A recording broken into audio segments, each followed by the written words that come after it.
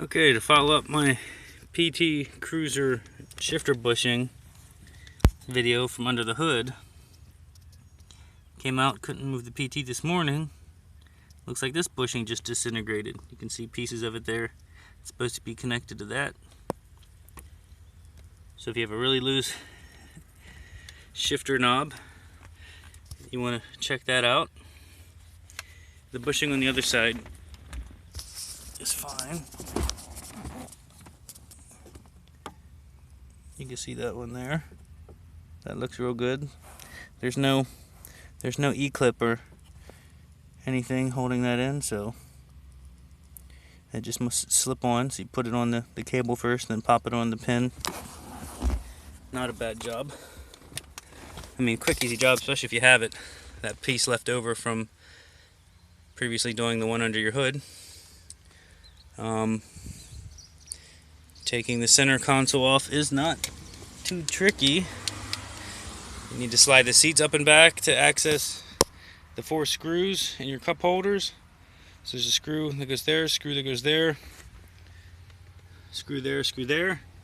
My tip, your center console will probably be pretty dirty. Get a little pick and work out the dirt that's in the grooves of your Phillips head screw, because it's a very shallow Phillips head. You'll easily strip it out. I almost did that.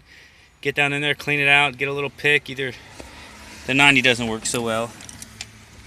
The angled picks like this work a lot better to scrape out the dirt before you get your screwdriver on it.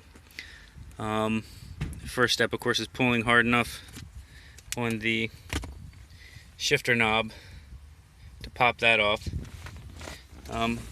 Pry out your rear window controls and finagle with these connectors to get them off. You just press down this handle and they're pretty stiff. Got to wiggle those 2 out.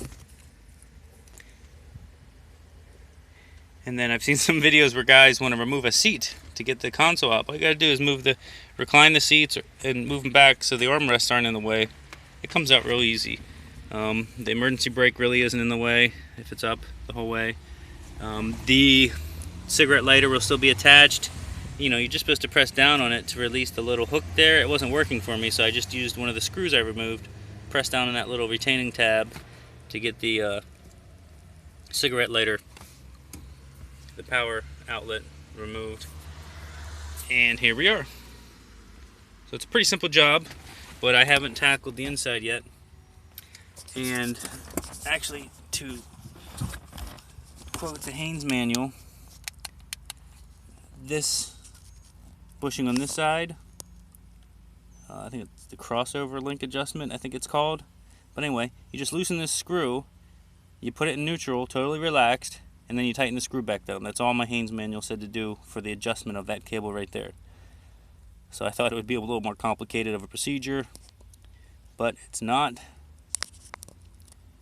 You just loosen that. It looks like an 8mm to me. Loosen that up, get it in neutral, no side to side, total free play, let it rest on its own and then tighten it up. That's all it says to do. I'm a little intrigued because there's a little cable underneath here, black and orange. I'd like to know where this goes to. Maybe I could get like a heated seat and I could plug into it perhaps, or I don't know. I'm just curious to what that powers. I'll have to look in the schematic and see if I can figure out what accessory it has an option to. But there you go. Good luck.